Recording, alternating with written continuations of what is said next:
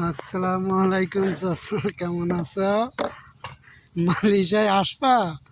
দেখো, মুরগির গু ছাড়াচ্ছে। 4.5 লাখ টাকা এসে মুরগির গু ছাড়াচ্ছে। এই যে আমার চাচা, দেখেছ?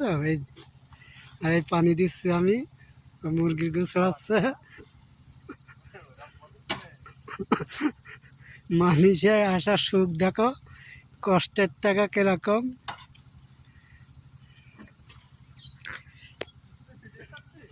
হ্যাঁ, তা কি? এই যে ভুট্টা বই,